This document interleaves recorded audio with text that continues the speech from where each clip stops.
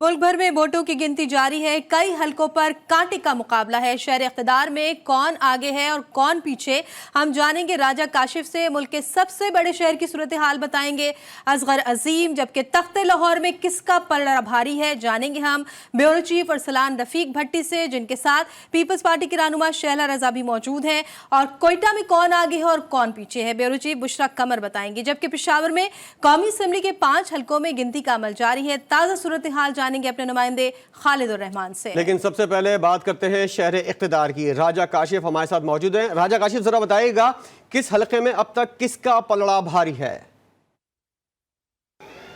जी बिल्कुल, आम इंतखाबात साल 2024 के जो पोलिंग का वक्त है, ख़त्म होने के बाद गिनती का जो अमल है उसको शुरू हुए तकरीबन 3 घंटे से ज़ायद का वक्त गुजर चुका है और गैर सरकारी गैर हतमी नताइज का आने का सिलसिला शुरू हो चुका है। अगर मैं इस्लामाबाद के तीनों हलकों की बात करूँ तो NA 46 से इस वक्त जो PTI के हमायत याफ्ता आज़ाद उम्मीदवार है आमिर मसूद मुग़ल, वो पहले नंबर पर जा रहे हैं। उसके अलावा जो है मुस्लिम लीग नून के अंजुम वकील ख़ान दूसरे नंबर पर। इसी तरह NA 47 की अगर मैं बात करूँ तो वहाँ पर PTI के हमायत याफ्ता आज़ाद उम्मीदवार जो है शुएब शाहीन, वो पहले नंबर पर। और इसी तरह मुस्लिम लीग नून के डॉक्टर तारक फजल चौधरी दूसरे नंबर पर जा रहे हैं। इसी तरह अगर इस्लामाबाद के तीसरे बड़े हलके की बात करें NA 48, तो वहाँ पर भी जो है PTI के हमायत याफ्ता आज़ाद उम्मीदवार सैयद अली मोहम्मद बुखारी जो है पहले नंबर पर।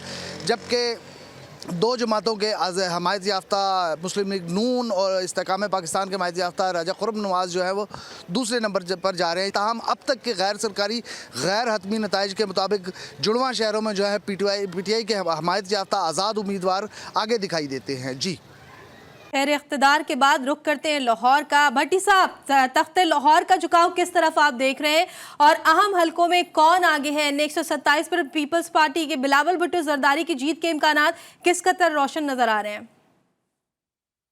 जी बिल्कुल, मैं इस वक्त मौजूद हूँ पाकिस्तान पीपल्स पार्टी के पंजाब के मरकज़ी सेक्रेटेरिएट में। यहाँ पर NA 127 के हवाले से जो नताइज हैं, खासे खुश लोग नज़र यहाँ पर आ रहे हैं, चूँकि बिलावल भुट्टो जरदारी साहब का मुकाबला हो रहा है पाकिस्तान मुस्लिम लीग नून के अता तारड़ के साथ। और अभी तक के गैर सरकारी गैर हतमी नताइज के मुताबिक जो है बिलावल भुट्टो साहब की तकरीबन 2500 वोटों की लीड है। 15 पोलिंग स्टेशनों का रिजल्ट आया है, जिसमें 5200 जो हैं 50 जो वोट हैं वो बिलावल भुट्टो जरदारी साहब के हैं। और तकरीबन जो हैं वो 3300 वोट जो हैं वो आए हैं अता तारड़ साहब के। हमारे साथ मौजूद हैं पाकिस्तान पीपल्स पार्टी की सीनियर रहनुमा शहला रजा साहिबा। NA 127 का बताइएगा कि NA 127 में अता तारड़ का मुकाबला आपसे हो रहा है, चेयरमैन साहब से क्या एक्सपेक्ट कर रहे हैं? अभी तो रिजल्ट बहुत लंबा रास्ता है, अभी तो 12-1 बजेंगे, अभी तो 15 पोलिंग स्टेशनों पर, लेकिन चेयरमैन साहब की जो लीड है वो 2500 से बढ़ गई है। और दूसरी जानिब अता तारड़ जो पाकिस्तान मुस्लिम लीग नून की क़यादत के बहुत करीब समझे जाते हैं, तो क्या एक्सपेक्ट कर रहे हैं कि ये सीट जो है NA 127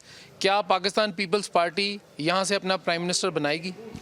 प्राइम मिनिस्टर की बात मैं नहीं करूँगी क्योंकि ये एक अलग बात है, बिल्कुल वो तो टोटल नंबर पे होगी, लेकिन ये सीट हम जीत चुके हैं। आप यहाँ पे देखें कि मरियम साहिबा का यहाँ वोट था। जब मरियम साहिबा का जलसा हुआ तो दूर तक गाड़ियाँ ही गाड़ियाँ थी, यानी दूसरी तरफ से लोग लाके भी आधा पंडाल नहीं भर सके थे।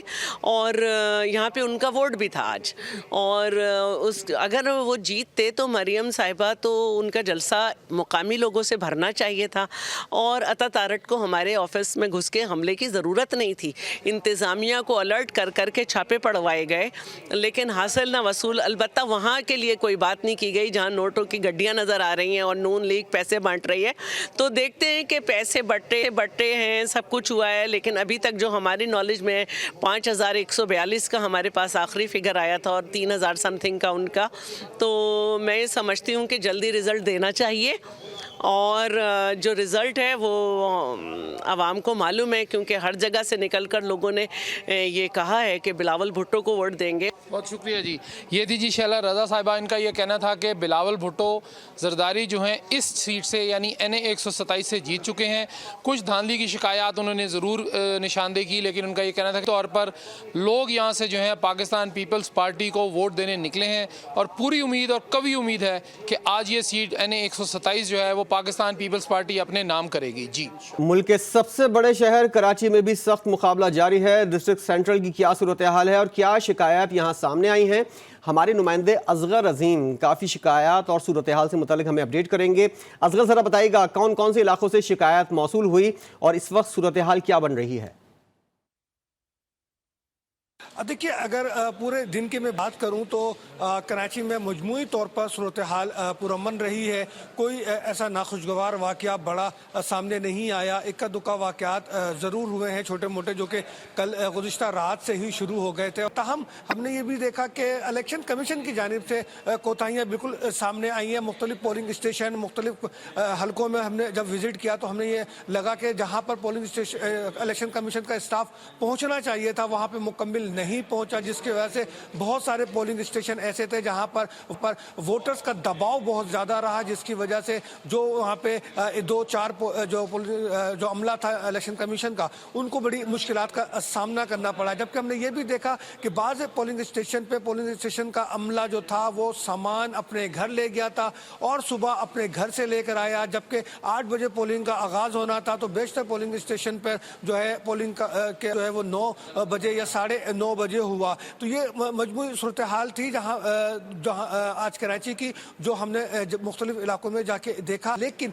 जो टर्न आउट है वो 30 से 35% ही रहने का इम्कान है। और देखा ये जा रहा है कि अब नताइज कब तक आएंगे, चूँकि जो वोटों की गिनती का अमल है वो अब तक जो है वो जारी है। जो कैंप था, यानी कि वोटर की गाइड्स के लिए जो कैंप लगाए गए थे, वहाँ भी ज़्यादातर ना तो पॉलिटिकल पार्टीज के रज़ाकार नज़र आए और ना ही वोटर्स नज़र आए थे। जी, वोटों की गिनती का अमल जारी है। गैर सरकारी और गैर हतमी नताइज का ऐलान किया जा रहा है। पेशावर का रुख कर लेते हैं, यहाँ पर भी कांटेदार मुकाबला है और पेशावर से हमारे साथ खालिद मौजूद है। खालिद से जानते हैं। खालिद, बताइएगा कि पेशावर में आज सारा दिन हलकों में क्या सूरत हाल रही? जी बिल्कुल, वोटिंग का सिलसिला मुकम्मल होने के बाद पेशावर के तमाम पोलिंग स्टेशन पर गिनती का अमल जारी है। पेशावर के 5 कौमी असम्बली की नशस्तों पर इस वक्त मुख्तलिफ पोलिंग स्टेशन पर गिनती का जो अमल है वो जारी है और गैर हतमी और गैर सरकारी नताइज आने का सिलसिला भी शुरू है। पेशावर के तकरीबन तमाम हलकों पर अवामी नेशनल पार्टी और पाकिस्तान तहरीक इंसाफ के जो हिमायत याफ्ता आज़ाद उम्मीदवार हैं उनके माबैन टाकरे का मुकाबला इस वक्त जारी है। अगर इन्हें 32 की बात की जाए तो इन्हें 32 में पाकिस्तान तहरीक इंसाफ का हिमायत याफ्ता जो उम्मीदवार है आसिफ खान और गुलाम अहमद बिलौर के दरमियान इस वक्त मुकाबला जारी है। और जो नताइज यहाँ पर मौसूल हो रहे हैं उसके मुताबिक आसिफ खान गुलाम अहमद बिलौर से आगे है। इस तरह दीगर हलकों की बात की जाए तो इन्हें 30 की अगर बात की जाए तो इन्हें 30 में शानदाना गुलजार आगे हैं। इसी तरह आज़ाद उम्मीदवार अरबाब शेर अली अब तक जो है वो आगे निकल चुके हैं। ओवरऑल अगर आज दिन भर की बात की जाए तो आज सुबह जब 8 बजे से पोलिंग का अमल शुरू हुआ तो 5 बजे तक वो बगैर किसी वक्फे के जारी रहा। पेशावर में किसी किस्म का कोई नाखुशगवार वाक़या पेश नहीं आया। ओवरऑल अब तक जो नताइज मौसूल हो रहे हैं उसके बाद पाकिस्तान तहरीक इंसाफ के जो कारकुनान हैं वो मुख्तलिफ इलाकों में निकल चुके हैं और उन्होंने जश्न मनाना शुरू कर दिया है। पेशावर के जो तमाम इलाके हैं वहाँ पर मुख्तलिफ सियासी जमातों के जो कारकुनान हैं वो अपने अपने उम्मीदवार के लिए वो अपने अपने इलाकों में जश्न मना रहे हैं। इस मौका पर पेशावर भर में सिक्योरिटी के भी इंतहाई सख्त इंतजाम कर लिए गए हैं। शहर भर के तमाम दाखिली व खारजी रास्तों पर जदीद असलहे से लैस पुलिस एहलकार तैनात कर दिए गए हैं। जी, खालिदुर रहमान हमारे नुमाइंदे पेशावर से हमें अपडेट कर रहे थे। अब मुल्क के सबसे बड़े सूबे बलूचिस्तान का रुख करेंगे। यहाँ का दारुल खिलाफा है कोयटा, यहाँ की सूरत हाल जानेंगे। ब्यूरो चीफ कोयटा बुशरा कमर इस वक्त हमारे साथ मौजूद है। बुशरा, आज दिन भर आपने सूरत हाल को मॉनिटर किया, कवर भी किया, कैसी सूरत हाल रही दिन भर और इस वक्त कौन सी जमात का या कौन से उम्मीदवार का पलड़ा भारी है? जी, कोयटा के मुख्तलिफ पोलिंग स्टेशन में इस वक्त भी गिनती का सिलसिला जारी है। कोयटा में कौमी असम्बली के 3 हलकों में सबसे बड़ा हलका NA 263 है, जहां पर 46 उम्मीदवार जो हैं वो मैदान में उतरे थे। और इस हलके में अगर वोटर्स की बात की जाए तो रजिस्टर्ड वोटर्स की तादाद जो है वो 4,18,279 थी, जबकि यहाँ पोलिंग स्टेशन जो है वो 382 थे, जिनमें से अब तक जो है वो 12 पोलिंग स्टेशन के रिजल्ट सामने आ चुके हैं।